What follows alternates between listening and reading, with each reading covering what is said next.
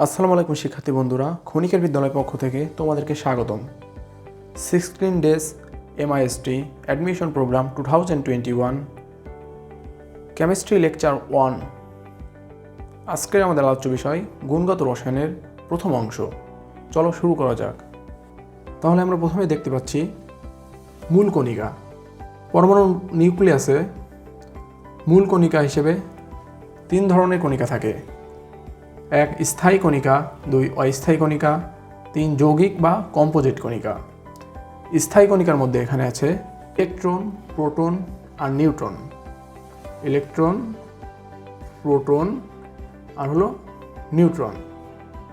এবং অস্থায়ী কণিকার মধ্যে রয়েছে মেসন, পজিট্রন, নিউট্রনো, পায়ন, ফোটন, গ্রাভিটন ও ইত্যাদি। তোমরা এখানে অস্থায়ী কণিকার ভিতরে লাস্টের যে 2টা কণিকা তোমরা দেখতে পাচ্ছ, ফোটন এবং গ্রাভিটন। এখানে ফোটন আলোর একক হিসেবে কাজ করে এবং গ্রাভিটন এটা হলো অভিকর্ষ বলের জন্য কাজ করে। তাহলে প্রথমে আছে হলো মূল কণিকা। মূল কণিকার মধ্যে রয়েছে 3 ধরনের কণিকা: স্থায়ী কণিকা, অস্থায়ী কণিকা এবং যৌগিক বা কম্পোজিট কণিকা। স্থায়ী কণিকার মধ্যে আবার 3 ধরনের স্থায়ী কণিকা আছে। একটি হলো ইলেকট্রন, একটি হলো প্রোটন আর একটি হলো নিউট্রন। অস্থায়ী কণিকা হলো মেসন, পজিট্রন, নিউট্রনো, পাইওন, ফোটন, গ্রাভিটন। এবং 3 নম্বরে যৌগিক কণিকা বা কম্পোজিট কণিকা। তার ভেতর রয়েছে 2টি: আলফা কণিকা ও ডিউটেরিয়াম কণিকা। আমরা আলফা কণাকে চিনি দ্বিধনাত্মক হিলিয়াম নিউক্লিয়াস হিসেবে, এবং ডিউটেরিয়াম কণা হলো হাইড্রোজেনের একটি আইসোটোপ। এটাকে লিখতে পারি আমরা হাইড্রোজেন 2,1+। এটা হলো ডিউটেরিয়াম কণা।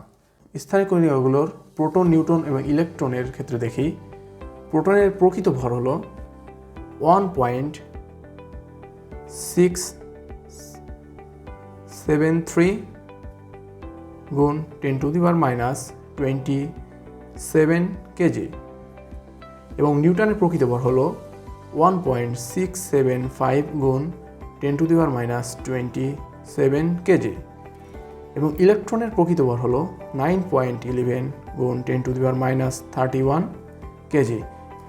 এক্ষেত্রে যদি আমরা প্রোটন, নিউট্রন এবং ইলেকট্রনের চার্জ দেখি, প্রোটনের চার্জ হলো +1.6 গুণ 10⁻19 কুলম। নিউট্রনের যদি চার্জ দেখি, এক্ষেত্রে নিউট্রন এর কোনো চার্জ নাই, সেক্ষেত্রে চার্জ 0। এবং ইলেকট্রনের চার্জ হলো -1.6 গুণ 10⁻19 কুলম। তাহলে আমরা এখন যদি পরমাণুর ব্যাসার্ধ নিয়ে আলোচনা করি, পরমাণুর ব্যাসার্ধ হলো পরমাণুর সর্বশেষ কক্ষপথের এক প্রান্ত হতে অন্য প্রান্তের মধ্যবর্তী দূরত্বকে আমরা ব্যাস বলি, তার অর্ধেক হলো ব্যাসার্ধ।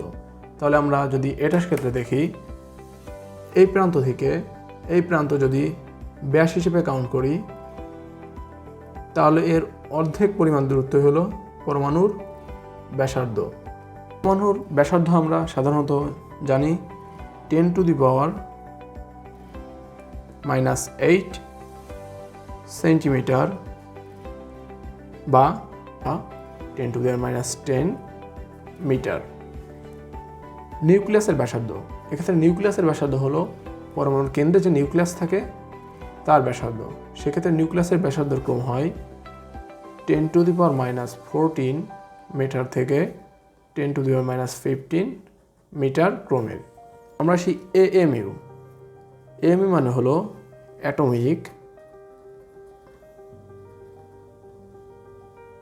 Atomic mass unit.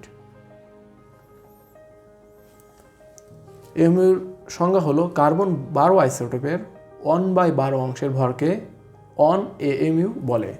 সেক্ষেত্রে 1 AMU এর মান হলো 1.66 গুণ 10⁻24 আইসোটোপ। আইসোটোপ হলো কোনো মৌলের যদি পারমাণবিক সংখ্যা একই থাকে কিন্তু ভর সংখ্যা যদি ভিন্ন ভিন্ন হয়, সেক্ষেত্রে মৌলসমূহকে পরস্পরের আইসোটোপ বলে। এক্ষেত্রে আমরা যদি দেখি ফার্স্টে হাইড্রোজেনের ক্ষেত্রে 3টা হাইড্রোজেনেরই পারমাণবিক সংখ্যা হলো 1, কিন্তু এর ভর সংখ্যা হলো 1 2 এবং 3। সো এই তিনটে হাইড্রোজেন পরস্পরের আইসোটোপ। কার্বনের ক্ষেত্রে একই রকম, কার্বনের তিনটার ক্ষেত্রেই ভর 12, 13 এবং 14, কিন্তু এদের পারমাণবিক সংখ্যা তিনটারই 6। সো কার্বন এই তিনটাকে পরস্পরের আইসোটোপ বলে। আইসোটন। আইসোটন হলো ভিন্ন দুইটি পরমাণুর যখন নিউটন সংখ্যা সমান হয় তখন তাদেরকে পরস্পরের আইসোটন বলে। এক্ষেত্রে কার্বনের দেখতে পাচ্ছি, কার্বনের ক্ষেত্রে নিউটন সংখ্যা হলো 13 - 6 মানে হলো 7, এবং নাইট্রোজেনের ক্ষেত্রেও 14 - 7 = 7। দুইটারই নিউটন সংখ্যা সমান, সেজন্য কার্বন এবং নাইট্রোজেন এক্ষেত্রে পরস্পরের আইসোটন। আইসোবার। আইসোবার হলো যখন দুই বা ততোধিক মৌলের ভর সংখ্যা সমান কিন্তু পারমাণবিক সংখ্যা ভিন্ন ভিন্ন, তখন তাদেরকে পরস্পরের আইসোবার বলে।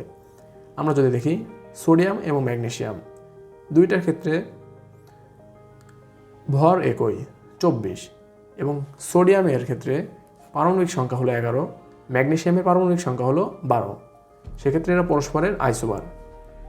আবার আর্গন, পটাশিয়াম এবং ক্যালসিয়াম এই তিনটার ক্ষেত্রে ভর সংখ্যা তিনটারই 40, কিন্তু পারমাণবিক সংখ্যা যথাক্রমে 18, 19 এবং 20।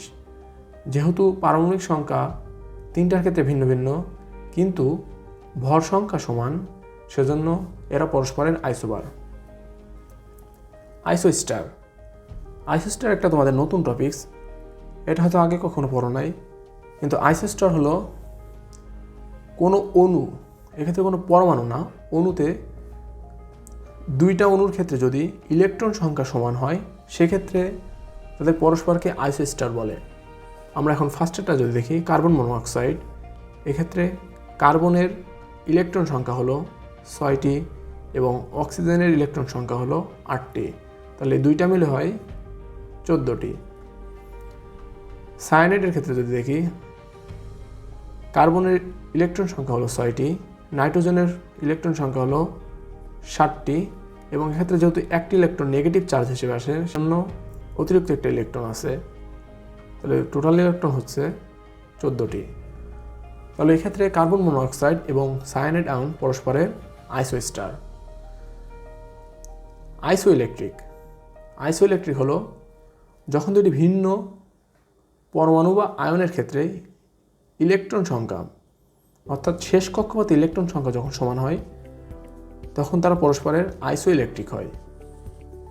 তাহলে এখানে আর্গনের ক্ষেত্রে যদি দেখি, আর্গনের ইলেকট্রন সংখ্যা হলো 18টি, আর পটাশিয়ামের ইলেকট্রন সংখ্যা হলো, এখানে যেহেতু পটাশিয়ামের চার্জ বাদে যখন স্বাভাবিক অবস্থায় থাকে ইলেকট্রন সংখ্যা থাকে 19টি, যেহেতু পটাশিয়াম প্লাস সেজন্য 19 - 1 মানে এক্ষেত্রে 18টি ইলেকট্রন আছে। তাহলে দুইয়ের ক্ষেত্রে ইলেকট্রন সংখ্যা যেহেতু সমান সেজন্য এরা পরস্পরের আইসোইলেকট্রিক।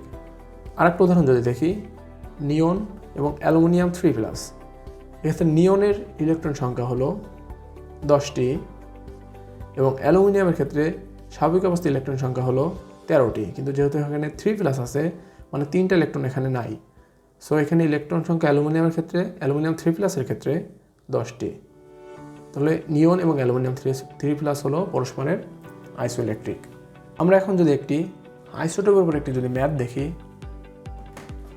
এখানে পড়ি দেখি কি বলেছে। নিয়নের 3টি আইসোটোপ, নিয়ন 20, নিয়ন 21, নিয়ন 22 যথাক্রমে 90%, 2% এবং 8% হিসেবে প্রকৃতিতে পাওয়া যায়। নিয়নের গড় পারমাণবিক ভর কত? আমরা জানি গড় পারমাণবিক ভরের ক্ষেত্রে গড় পারমাণবিক ভর = এক্ষেত্রে প্রথমটার ক্ষেত্রে নিয়ন 20-র ক্ষেত্রে আছে 90%, সেজন্য 20 × 9, 20 × 19 প্লাস যেহেতু এটার ক্ষেত্রে 90% আছে এবং নিয়ন 21-এর ক্ষেত্রে 2% আছে, যেহেতু এই দুইটা আলাদা আলাদা সেক্ষেত্রে যোগ হিসেবে আসবে 21 ইন্টু 2, এবং নিয়ন 22-এর ক্ষেত্রে আছে 8%, সেক্ষেত্রে এটাও যোগ হবে 22 ইন্টু 8, বা যেহেতু এখানে শতকরা হিসেবে আছে 100-তে ভাগ করতে হবে। তাহলে এটা করলে পাই আমরা 20.18 গ্রাম। সো এই ক্ষেত্রে নিয়নের গড় পারমাণবিক ভর হলো 20.18 গ্রাম। পরমাণুর মডেল। বিভিন্ন সময় বিভিন্ন রকম বিজ্ঞানীরা পরমাণুর নানা রকম মডেল উপস্থাপন করেছেন। তার মধ্যে একটি হলো রাদারফোর্ড মডেল। রাদারফোর্ড মডেলের ক্ষেত্রে রাদারফোর্ড পরীক্ষার জন্য ব্যবহার করেছিলেন 4x10⁻³ ন্যানোমিটার পুরুত্বের সোনার পাত, জিঙ্ক সালফাইডের প্রলেপযুক্ত পর্দা, তেজস্ক্রিয় রেডিয়াম ধাতু এবং লেড ব্লক। সেক্ষেত্রে সে জিঙ্ক সালফাইডের পর্দার উপরে আলফা কণা আঘাত হানলে পর্দাটি দীপ্তমান হয়ে ওঠে। যে পাশে জিঙ্ক সালফাইডের পর্দা রাখা হয়েছে ঠিক তার অপর পাশে লেড ব্লক রাখা তেজস্ক্রিয় রেডিয়াম ধাতু হতে নির্গত শক্তিশালী আলফা কণাসমূহকে সোনার পাতের উপরে নিক্ষেপ করে। এক্ষেত্রে হিলিয়াম নিউক্লিয়াসের 99%ই সরাসরি ভেদ করে অপর প্রান্তে চলে যায় এবং জিঙ্ক সালফাইডের পর্দায় দীপ্তমান হয়ে ওঠে। কিন্তু এর মধ্যে অর্থাৎ 2000টির মধ্যে একটি বিপরীত দিক থেকে চলে আসে। এই থেকে তিনি উপলব্ধি করেন যে পরমাণুর অধিকাংশ স্থানই ফাঁকা এবং পরমাণুর মধ্যবর্তী স্থানে একটি ধনাত্মক আধান অবস্থিত, এবং যেটিকে তিনি নিউক্লিয়াস নামকরণ করেন। আমরা যদি দ্বিতীয় মডেল আসি, বোর পরমাণু মডেল। বোর পরমাণু মডেলের ক্ষেত্রে তিনি 3টি প্রস্তাবনা রাখেন। প্রথমটি হলো শক্তিস্তর সম্পর্কিত। শক্তিস্তর সম্পর্কিত প্রস্তাবনার ক্ষেত্রে তিনি বলেন যে পরমাণুর যে কক্ষপথগুলো আছে সেগুলো স্থির কক্ষপথ, অর্থাৎ স্থির কক্ষপথে কোনো ইলেকট্রন থাকা অবস্থায় কোনো শক্তি বিকিরণ করবে না। রাদারফোর্ড তার পরমাণু মডেলের ক্ষেত্রে বলছিলেন যে কোনো একটি ইলেকট্রন যখন নিউক্লিয়াসকে কেন্দ্র করে ঘুরবে সে পর্যায়ক্রমে শক্তি বিকিরিত করবে, কিন্তু এক্ষেত্রে শক্তি বিকিরিত করলে ইলেকট্রন ক্রমান্বয়ে নিউক্লিয়াসে আপতিত হবে, ফলে পরমাণুর কোনো অবস্থানই থাকবে না। বোর পরমাণু মডেলের দ্বিতীয় প্রস্তাবনাটি হলো কৌণিক ভরবেগ সংক্রান্ত। তিনি বলেন কৌণিক ভরবেগ অর্থাৎ MVR h/2π এর অখণ্ড গুণিতক। এক্ষেত্রে h/2π এর অখণ্ড গুণিতক অর্থাৎ MVR = NH/2π। তৃতীয় প্রস্তাবনা হলো শক্তি শোষণ ও বিকিরণ সম্পর্কিত। সেক্ষেত্রে ΔE = E2 - E1। E2 হলো উচ্চ শক্তি স্তর এবং E1 হলো নিম্ন শক্তি স্তর।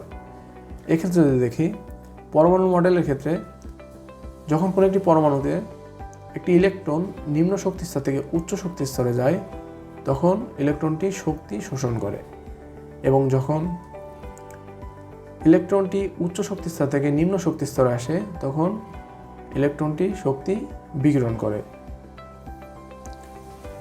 পরমাণু মডেলের ক্ষেত্রে পরমাণুর ব্যাসার্ধ Rn = n²h²/4π²me²। এখানে n হলো প্রধান শক্তি স্তর সংখ্যা, বা h হলো ফ্ল্যাঙ্কের ধ্রুবক, m হলো ইলেকট্রনের ভর এবং e হলো ইলেকট্রনের চার্জ। এবং যদি শক্তির ইকুয়েশন দেখি En =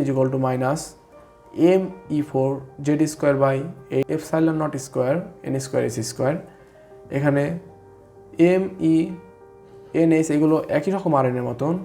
z হলো ভর সংখ্যা এবং ε0 হলো প্রবশ্যতা।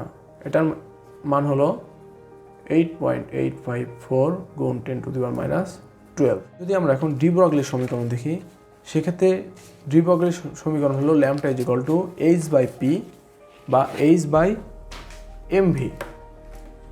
এক্ষেত্রে h হলো প্ল্যাঙ্কের ধ্রুবক এবং v হলো বেগ এবং m হলো ভর। ডি ব্রগলির সমীকরণ কীভাবে আসে আমরা একটু দেখি। আমরা জানি E =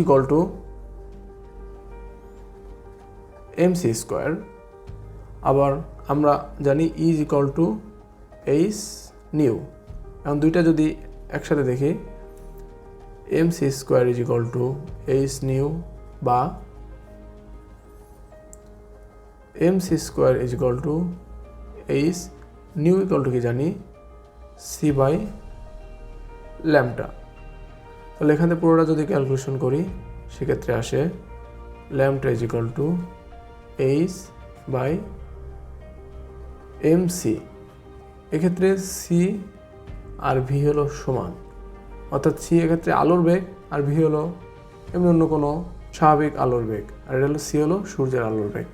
আচ্ছা, আমরা এক্ষেত্রে যদি একটি ম্যাথ দেখি, এক্ষেত্রে কি বলছে, পরমাণুর কোনো একটি শক্তি স্তরে অরবিটালে অবস্থানকালে একটি ইলেকট্রন 2 × 8.5 গুণ 10⁻7 মিটার পার সেকেন্ড বেগে নিউক্লিয়াসকে আবর্তন করে।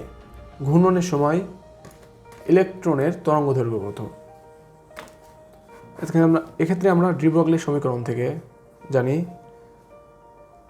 Lambda is equal to H by M V. এক্ষেত্রে কী কী দেওয়া আছে আমরা যদি দেখি, ইলেকট্রনটির বেগ এখানে দেওয়া আছে, অর্থাৎ ভি ইজ ইকুয়াল টু 2.85 গুণ 10⁻7 মিটার পার সেকেন্ড। এখানে ইলেকট্রনের বেগ বলেছে, তাহলে আমরা ইলেকট্রনের ভর জানি m ইজ ইকুয়াল টু 9.11 গুণ 10⁻31 কেজি। এক্ষেত্রে আমরা সব কিছু এসআই এককে নেব। আমাদের এখানে চেয়েছে কি ইলেকট্রনের তরঙ্গ দৈর্ঘ্য, আর আমরা তো এইচ এর মান জানি, প্লাঙ্কের ধ্রুবক 6.626 গুণ 10⁻34 জুল সেকেন্ড। তাহলে আমরা এই মানগুলো এখানে বসায় দিলে আমরা পেয়ে যাব 6.626 গুণ 10⁻34 বাই 9.11 গুণ 10⁻31 ইন্টু 2.85 গুণ 10⁻7। তাহলে এটা ক্যালকুলেশন করলে আমরা পাই 2.55 গুণ 10⁻11। এখানে যেহেতু সবগুলো এসআই এককে দিয়েছি সেক্ষেত্রে এটা হবে মিটারে। হাইজেনবার্গের অনিশ্চয়তা নীতি। হাইজেনবার্গের অনিশ্চয়তা নীতিতে কি বলেছে, কোনো একটি মৌলের একই সাথে অবস্থান এবং ভরবেগ দুইটা একই সাথে সঠিকভাবে পরিমাপ করা সম্ভব নয়। অর্থাৎ যদি আমরা অবস্থানটা সঠিকভাবে পরিমাপ করতে যাই তাহলে ভরবেগের ত্রুটি দেখা দেবে, এবং যদি ভরবেগটাকে সঠিকভাবে নির্ণয় করতে যাই সেক্ষেত্রে অবস্থানের ত্রুটি পাবা, মানে সঠিকভাবে নির্ণয় করতে পারবে না। আর আমরা এ থেকে যদি একটা ম্যাথ দেখি, বলছি এখানে দেখো, পরমাণু নিউক্লিয়াসের ব্যাস 10⁻6 ন্যানোমিটার হলে ইলেকট্রন নিউক্লিয়াসের মধ্যে অবস্থান করবে কি করবে না। তাহলে আমরা এটা হাইজেনবার্গের অনিশ্চয়তা নীতি থেকে ব্যাখ্যা করতে পারি। তাহলে আমরা জানি কি del x into del p greater than equal is equal to h by 4 pi। এখান থেকে লিখতে পারি del x into p is equal to কি m del v। m যেহেতু কনস্ট্যান্ট সেহেতু বাড়ির বাইরে, এখানে v পরিবর্তনশীল, greater than equal h by 4 pi। আর একটা যদি লিখি, বা del v is equal to h by 4 pi del x m। এক্ষেত্রে যদি আমরা মানগুলো বসাই দিই, 6.626 গুণ 10⁻34 প্লাঙ্কের ধ্রুবক, এটা 4 পাই ইন্টু এখানে del x, এটা হলো অবস্থানের অনিশ্চয়তা। এটা যেহেতু এখানে পরমাণু নিউক্লিয়াসের ব্যাস 10⁻6 ন্যানোমিটার, এক্ষেত্রে del x এর মান ওইটা হবে।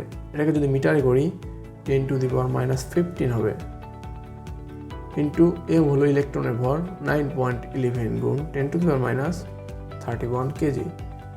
তাহলে এটা ক্যালকুলেশন করলে পাই per del v greater than equal 5.78 into 10⁻10 metre per second. তাহলে এক্ষেত্রে আমরা দেখতে পাচ্ছি যে ডেল ভি অর্থাৎ এখানে বেগের যে পরিবর্তন এটার মান 5.78 × 10⁻10 মিটার পার সেকেন্ড, কিন্তু এটার মান থেকে বেশি হতে হবে। কিন্তু আমরা জানি কোনো কিছুর বেগ আলোর বেগ অপেক্ষা বেশি হতে পারে না, অর্থাৎ এক্ষেত্রে ডেল ভি এটা হওয়া সম্ভব নয়। সো নিউক্লিয়াসের মধ্যে অবস্থান করবে কি করবে না, তাহলে যেহেতু এটা সম্ভব না সেহেতু ইলেকট্রনটি নিউক্লিয়াসের মধ্যে, অতএব ইলেকট্রনটি নিউক্লিয়াসের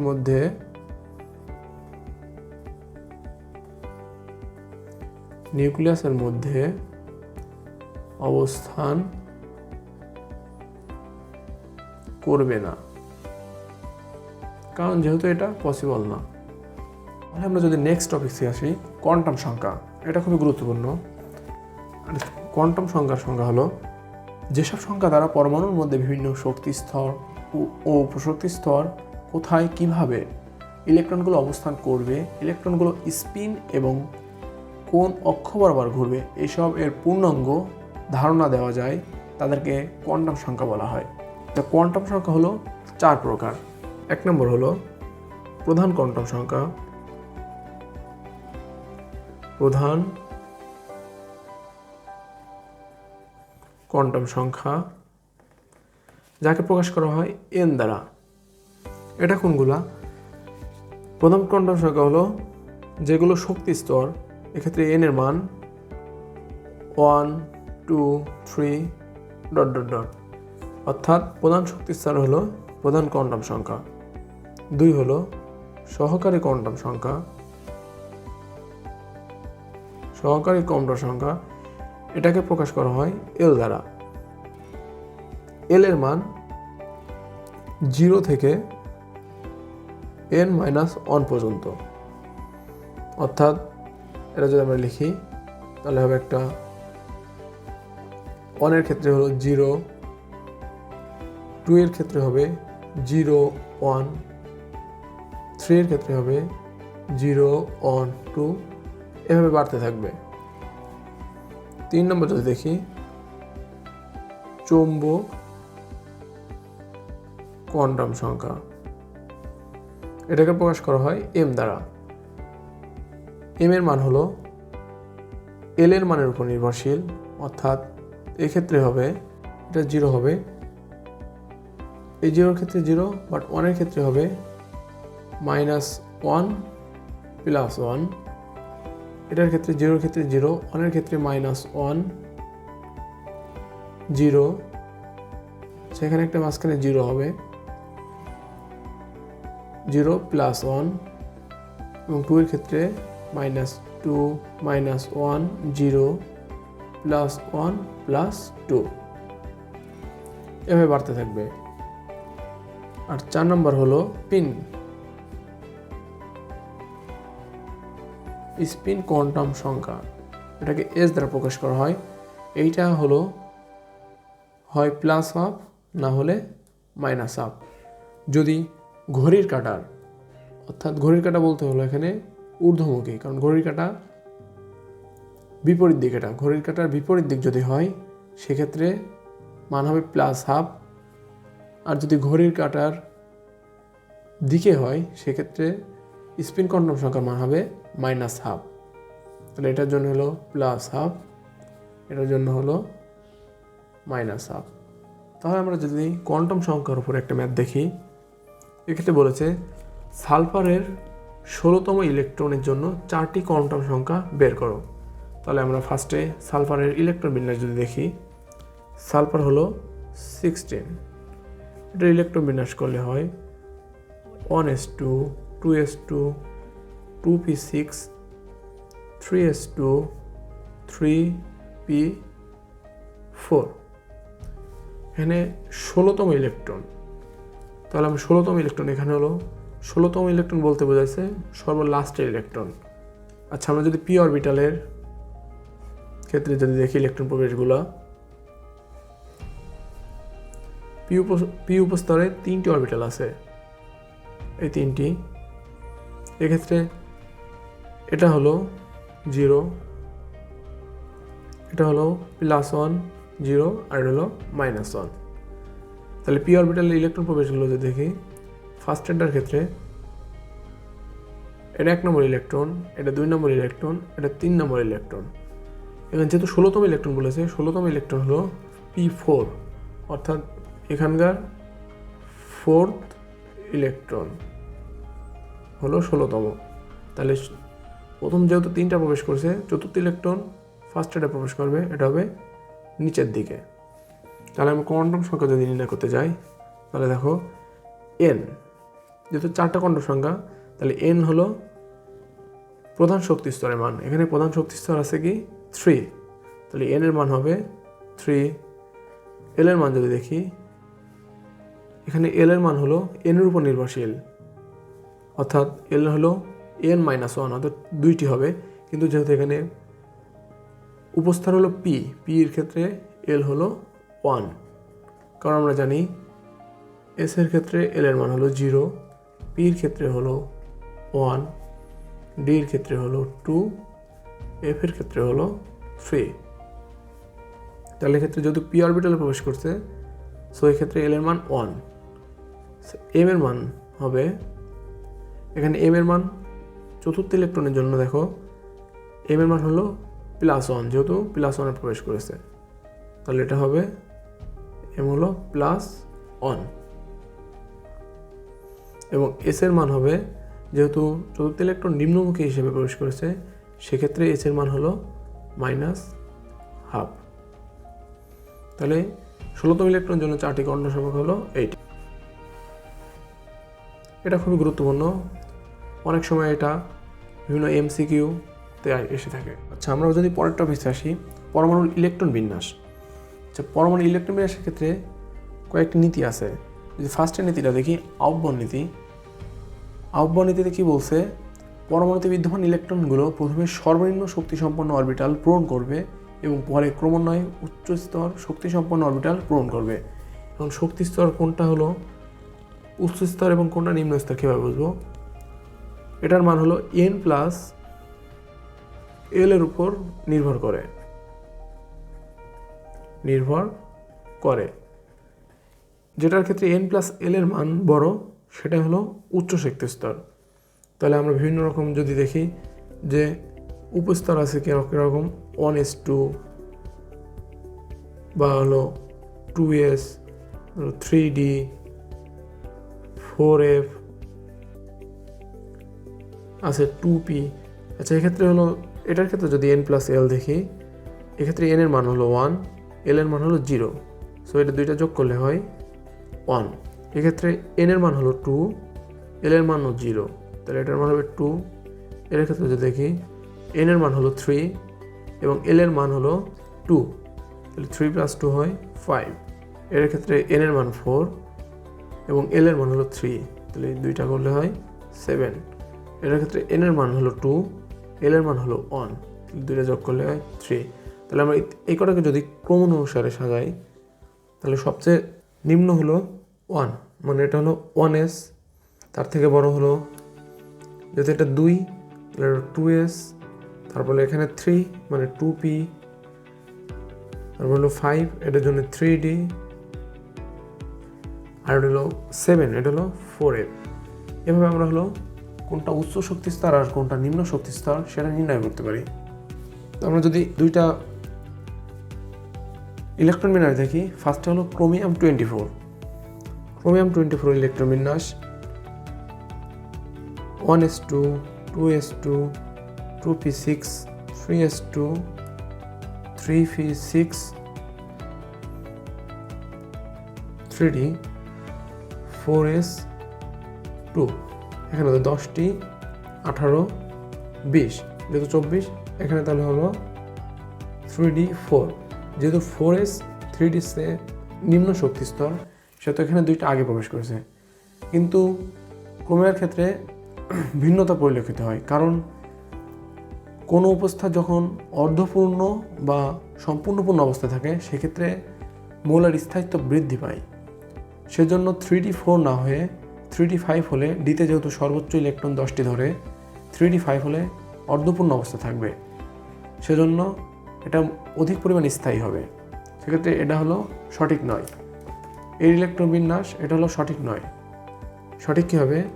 1s2 2s2 2p6 3s2 3p6 3d4s।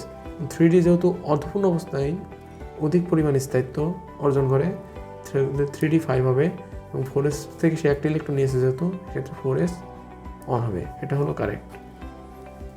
একই রকমভাবে যদি আমরা কপারের ক্ষেত্রে দেখি, 1s2 2s2 2p6 3s2 3p6 3d4s, যেহেতু 29টি, এখানে 2 এখানে 9, সেক্ষেত্রে একই রকম কনসেপ্ট। যেহেতু এখানে অর্ধপূর্ণ বা পরিপূর্ণ, এখানে পরিপূর্ণ অবস্থা থাকলে অধিক পরিমাণ স্থায়িত্ব লাভ করবে। পরিপূর্ণ অবস্থা থাকলে অধিক পরিমাণ স্থায়িত্ব লাভ করবে, সেজন্য এটা সঠিক হবে না। এটার ক্ষেত্রে ইলেকট্রন বিন্যাস হবে 1s2 2s2 2p6 3s2 3p6 3d10 4s1। এটা পরিপূর্ণ অবস্থা থাকলে অধিক পরিমাণ স্থায়িত্ব লাভ করবে। সো এক্ষেত্রে এটা হবে। আমরা যদি পরমাণুর ইলেকট্রন বিন্যাসের দ্বিতীয়টায় আসি, দ্বিতীয় হলো নীতিতে হুন্ডের নীতি। হুন্ডের নীতিতে কী বলছে? সমশক্তি সম্পন্ন অরবিটালগুলোতে ইলেকট্রন প্রবেশের সময় যতক্ষণ পর্যন্ত অরবিটাল খালি থাকবে ততক্ষণ পর্যন্ত ইলেকট্রনগুলো অযুগ্ম অবস্থায় অরবিটালে প্রবেশ করবে এবং এই অযুগ্ম ইলেকট্রনগুলোর স্পিন একই দিকে হবে। অর্থাৎ যদি আমি একটি ইলেকট্রন বিন্যাস দেখি, নাইট্রোজেনের হলো 7। এই ইলেকট্রন বিন্যাসের ক্ষেত্রে 1s2 2s2 2p3, এক্ষেত্রে 1s2 2s2 2p3, এক্ষেত্রে অরবিটাল যদি দেখি, অরবিটাল ইলেকট্রন প্রবেশের সময় সমশক্তি সম্পন্ন অরবিটালের ক্ষেত্রে যেহেতু 1s আর 2s2 2p3 থেকে হলো নিম্ন শক্তি স্তর, আগে পূরণ হয়ে যাবে এগুলা, এই দুইটা।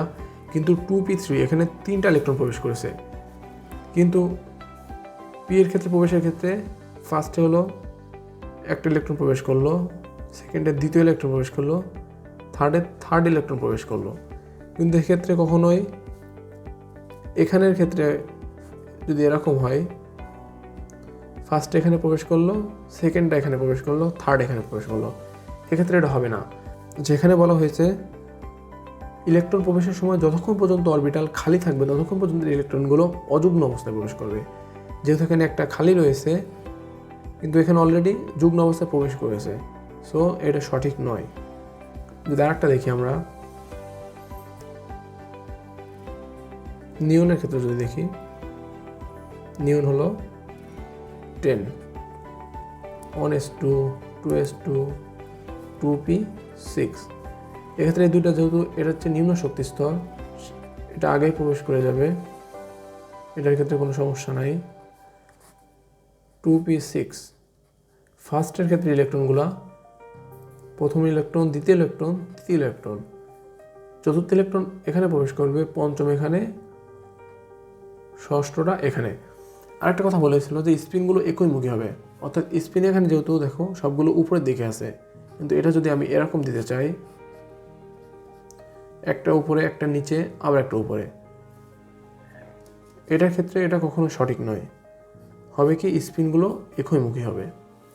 আচ্ছা, আমরা যদি 3 নম্বর নীতিতে যাই, পাউলির বর্জন নীতি। এখানে কি বলা হয়েছে? একই পরমাণুতে যে কোনো দুইটি ইলেকট্রনের জন্য 4টি কোয়ান্টাম সংখ্যার মান কখনো একই হতে পারবে না। অর্থাৎ আমরা যে 4টি কোয়ান্টাম সংখ্যা দেখে আইছি, 4টার মান কোনো একটি পরমাণুর 2টি ইলেকট্রনের জন্য কখনোই সমান হবে না। তাহলে আমরা যদি একটা উদাহরণ দিই, অক্সিজেনের ক্ষেত্রে তো অক্সিজেনের ইলেকট্রন বিন্যাস যদি দেখি, এই ইলেকট্রনের ক্ষেত্রে যদি আমরা 5th এবং 7th এই দুইটা ইলেকট্রন এর যদি 4টি কোয়ান্টাম সংখ্যা যদি দেখি, 5th এর ক্ষেত্রে কি হয়, 5th এর ক্ষেত্রে দেখি যদি n n এর মান হলো যে 2টা 4টা, তাহলে 5th ইলেকট্রন p তে প্রবেশ করেছে, n এর মান হলো 2, l এর মান হলো p এর ক্ষেত্রে l এর মান হলো 1, m এর মান হলো, আচ্ছা আমরা যদি p অরবিটালের এটা আঁকায় দেখি,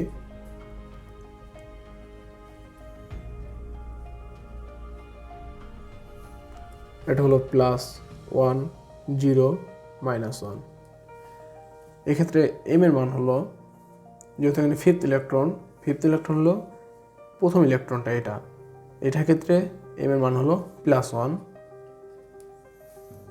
এবং স্পিড উপরের দিকে আছে, সেক্ষেত্রে s এর মান হলো +12 এবং 7th ইলেকট্রনের ক্ষেত্রে যদি দেখি,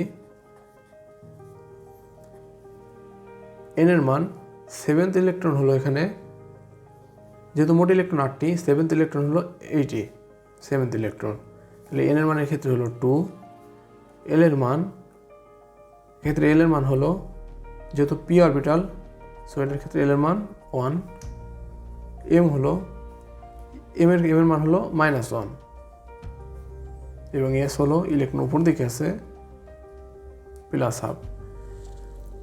এক্ষেত্রে আমরা দেখতে পাচ্ছি 5th এবং 7th ইলেকট্রনের ক্ষেত্রে n, l আর s এর মান একই, বাট এর মান ভিন্ন, অর্থাৎ এটি পাউলির বর্গনীতি মেনে চলেছে, যেহেতু 4টি কোয়ান্টাম সংখ্যা সমান হয় নাই, একটি ভিন্ন আছে।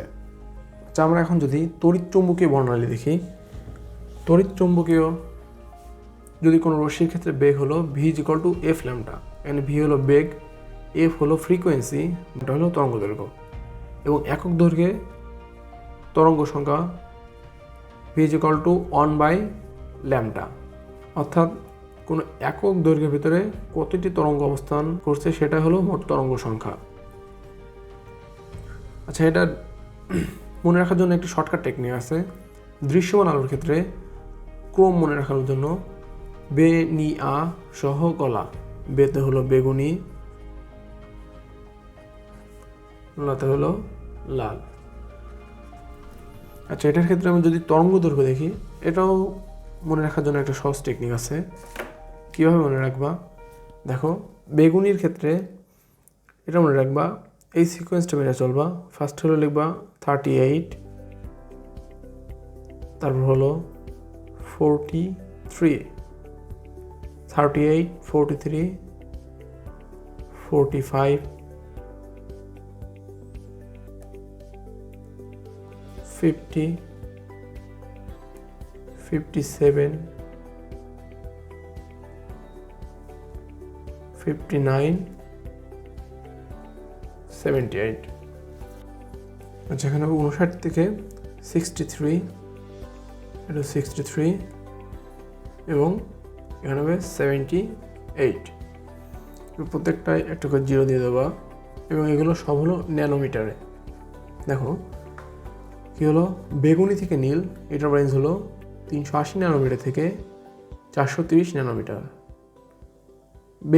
বেগুনির হলো রেঞ্জ এটা, নীলের ক্ষেত্রে 430 থেকে 450 ন্যানোমিটার, আসমানের ক্ষেত্রে 450 থেকে 500, সবুজের ক্ষেত্রে 500 থেকে 570, হলুদের ক্ষেত্রে 570 থেকে 590, কমলার ক্ষেত্রে 590 থেকে 630 এবং লালের ক্ষেত্রে 630 থেকে 780। এই সিকোয়েন্সটা মনে রাখলে অতি সহজে অনেক ম্যাথ আছে যেক্ষেত্রে তোমার হলো দৃশ্যমান আলোর কোন অঞ্চলে নির্ণয় করতে বলে, তাহলে এই সিকোয়েন্সটা মনে রাখলে সহজে পেরে যাবা। কি 38, 43, 45, 50, 57, 59, 63, 78, এতটুকু মুখস্থ করলে মোটামুটি হয়ে যাবে। আমরা যদি তড়িৎচুম্বকীয় বর্ণালীর ক্ষেত্রে দেখি, এটাও এভাবে প্রথম অক্ষর দিয়ে মনে রাখা যায়। মতে হলো মহাজাগতিক রশ্মি, গতে গামা রশ্মি, এতে এক্স রে, এতে অতিবেগুনি, দৃশ্যমান, অতে অবলোহিত, মতে মাইক্রোওয়েভ, রতে রয়েকের থেকে রেডিও। এগুলো লিখে দিই।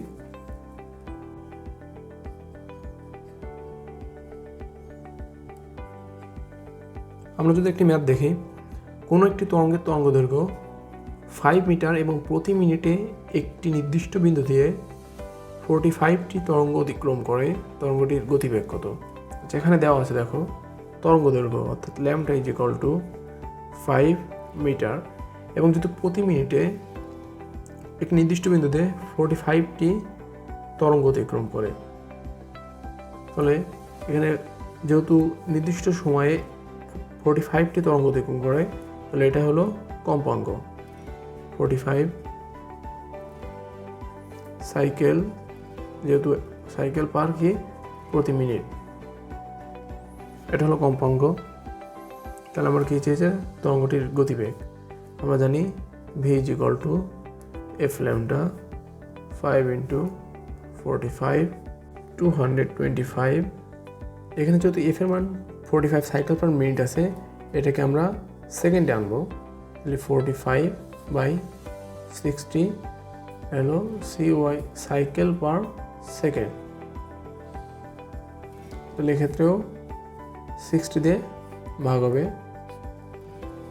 60 দিয়ে ভাগ দিলে আমরা পাই 3.75 মিটার পার সেকেন্ড।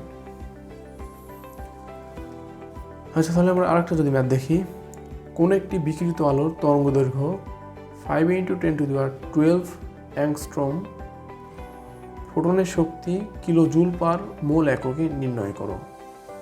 এখন শক্তি যেহেতু তরঙ্গ দৈর্ঘ্য দেওয়া আছে, আমরা জানি শক্তি E = h নিউ, যেহেতু তরঙ্গ দৈর্ঘ্য দেওয়া হচ্ছে hc/λ। h এর মান হলো 6.626 গুণ 10⁻34, c হলো 3 × 10⁸ বাই ল্যাম্বডার মান দেওয়া আছে 5 × 10⁻12, যেহেতু অ্যাংস্ট্রমে দেওয়া আছে, এটাকে 10⁻10 দিলে এটা আমরা মিটারে পেয়ে যাব। সো এটার শক্তি যদি পাই এখান থেকে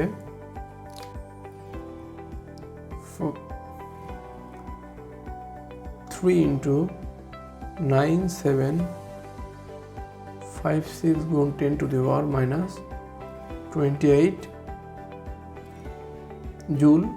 যেহেতু এখানে বলেছি কি একটি বিকৃত আলোর জন্য, তাহলে একটি বিকৃত মানে জুল পার অ্যাটম, মানে একটার জন্য, একটা মোলের জন্য।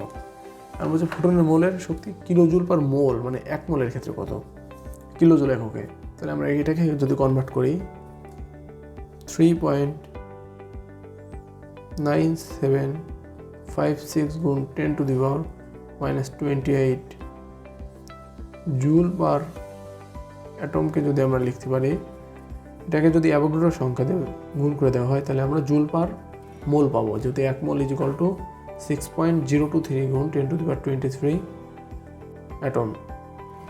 তাহলে লিখি 3.9756 গুণ 10⁻28 ইন্টু 6.023 গুণ 10⁻23। এটা কি হবে? জুল পার মোল হবে। তাহলে এই মানটা আমরা পাই 2.39 ইন্টু 10⁻4 জুল পার মোল। একে যদি 1000 দিয়ে ভাগ দিই, তাহলে আমরা পাই 2.39 ইন্টু 10⁻4 বাই 1000 দিলে আমরা কিলোজুল পার মোল পাবো। 2.39 ইন্টু 10⁻7 কিলোজুল পার মোল, এটা অ্যান্সার। আমরা আমাদের প্রায় লাস্ট টপিক্সে চলে এসেছি, হাইড্রোজেন পরমাণুর বর্ণালী। আচ্ছা, হাইড্রোজেন পরমাণুর বর্ণালীর ক্ষেত্রে যখন উচ্চ শক্তি স্তর থেকে কোনো হাইড্রোজেন পরমাণু নিম্ন কোনো শক্তি স্তরে ইলেকট্রন আসে, সেক্ষেত্রে বর্ণালী সৃষ্টি হয়। সেই বর্ণালী নির্ভর করে সেটি কোন শক্তি স্তরে এসেছে এবং কোথা থেকে এসেছে। এই সূত্র আমরা জানি যে del E = E2 - E1, যেটা h নিউ এর সমান। এখন এই বর্ণালীর ক্ষেত্রে 5টি সিরিজ আছে। যখন n এর মান 1 হয়, মানে উচ্চ কোনো শক্তি স্তর থেকে প্রথম শক্তি স্তরে কোনো ইলেকট্রন যদি আসে, সেক্ষেত্রে এটাকে বলা হয় লাইম্যান সিরিজ। 2 এর ক্ষেত্রে হলো ব্যামার, 3 এর ক্ষেত্রে হলো প্যাটসেন, 4 ব্র্যাকেট, 5 ফ্রন্ট। 5টি সিরিজ। একটি লক্ষণীয় বিষয় হলো যখন কোনো উচ্চ শক্তি স্তর থেকে প্রথম শক্তি স্তরে আসে, সেক্ষেত্রে যে আলোর তরঙ্গ দৈর্ঘ্য হয় সেটি অতিবেগুনি অঞ্চলে তৈরি হয়, এবং যখন কোনো উচ্চ শক্তি স্তর থেকে দ্বিতীয় শক্তি স্তরে আসে, সেক্ষেত্রে আলোর যে তরঙ্গ দৈর্ঘ্য পাওয়া যায় সেটি সবসময় দৃশ্যমান অঞ্চলে অবস্থান করে। এটা খুবই গুরুত্বপূর্ণ। যখন n1 এর মান 2 হবে, সেক্ষেত্রে আলোটা সবসময় দৃশ্যমান অঞ্চলে হবে। আর আমাদের বাদবাকিগুলোর ক্ষেত্রে উচ্চ শক্তি স্তর থেকে যখন 3, 4, 5 অন্যান্যটা আসবে, সেক্ষেত্রে হলো অবলোহিত অঞ্চলে তৈরি হবে। তো আমরা দেখছি হলো ল্যাম্বডা ইজ ইকুয়াল টু, আমরা জানি lambda is equal to RH 1/n1 square minus 1/n2 square. এখানে RH এর মান যদি লিখি, RH is equal two 109,678 cm পার। আমরা এটাকে 1.09678 ইন্টু 10⁻⁷ মিটার পারে দিতে পারি, তাহলে ম্যাথ করতে সুবিধা হয়। লাস্টের যে ল্যাম্বডার মান পাওয়া যায় সেটা সরাসরি মিটারে আসে। n1 হলো যে শক্তি স্তরে হলো ইলেকট্রন আসছে, এবং n2 হলে যেখান থেকে, মানে যে শক্তি স্তর থেকে ইলেকট্রন ধামান্তরিত হয়েছে সেটা হলো n2। তাহলে আমরা যদি ম্যাথ দেখি, বলছে কি ব্যামার সিরিজের সেকেন্ড লাইনের জন্য সৃষ্ট বর্ণালীর তরঙ্গ দৈর্ঘ্য নির্ণয় করো এবং আলোর বর্ণ কী। আচ্ছা, এখানে ব্যামার সিরিজ, 1 হলো লাইম্যান সিরিজ, 2 হলো ব্যামার সিরিজ। তাহলে ইলেকট্রন উপর থেকে দ্বিতীয় শক্তি স্তরে আসছে। এখানে দেখো ব্যামার সিরিজের সেকেন্ড লাইন বলেছে, এটা খুব গুরুত্বপূর্ণ। সেকেন্ড লাইনটা মানে কি, তোমার এক্ষেত্রে যেই সিরিজই বলুক, সেক্ষেত্রে যদি কোনো সেকেন্ড বা থার্ড যে কোনো লাইন বলে, সেই সিরিজ থেকে তার উপরে সেকেন্ড বললে 2টা চাইতে হবে, থার্ড বললে 3তম, মানে তৃতীয়টা, ফোর্থ বলে 4র্থটা। তো যেহেতু ব্যামার সিরিজের ক্ষেত্রে এখানে আমরা কি লিখতে পারি, এখানে n1, যেহেতু এটা ব্যামার সিরিজ, n1 এর মান হলো 2, কিন্তু n2 এর মান কি হবে এখানে, যেহেতু n1 এর মান 2 আর এখানে সেকেন্ড লাইন বলেছে, তাহলে এখান থেকে 2টা উপরে 3, 4, অর্থাৎ 4 থেকে দ্বিতীয়টা ইলেকট্রন ধামান্তরিত হয়েছে। সেক্ষেত্রে n2 এর মান হবে 2 + 2, 4। তাহলে আমরা এটা যদি করি, lambda is equal to RH 1/n1 square minus 1/n2 square. তাহলে RH এর মান 109,678 ইন্টু 10⁻⁷, 1/n1 এর মান হলো 2 মাইনাস 1/n2 এর মান হলো 4। তাহলে এটা করলে আমরা পাই 2056462.5 মিটার পার। ও আমাদের এখানে একটু ভুল হয়েছে, সূত্রের ক্ষেত্রে এখানে ল্যাম্বডার জায়গায় 1/λ হবে। 1/λ is equal to RH 1/n1 square minus 1/n2 square, এখানে 1/λ। তাহলে এখান থেকে আমরা বের করি, বা ল্যাম্বডা ইজ ইকুয়াল টু 1/2056462.5, এটার মান আমরা যদি বের করি, এটা হয় 4.86 ইন্টু 10⁻⁷ মিটার। এটাকে যদি আমরা ন্যানোমিটারে নিই, 10⁻⁹ দিয়ে যদি আমরা ভাগ দিই, তাহলে মান আসে 486 ইন্টু 27 ন্যানোমিটার। তাহলে আমরা এটাকে কোন অঞ্চলে, 486 ন্যানোমিটার, এটা আমরা একটু আগে দেখাইছিলাম যে এর অঞ্চল হবে আসমানি, কারণ আসমানের পরিসর হলো 450 থেকে 500 ন্যানোমিটার ভেতরে। এটা হলো 486 ন্যানোমিটার, সো এটা হবে আসমানি।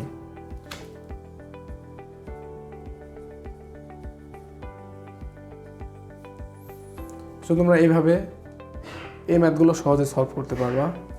তো আজকে এই পর্যন্তই, দেখা হচ্ছে আগামী লেকচারে। ততক্ষণ সুস্থ থাকো, ধন্যবাদ।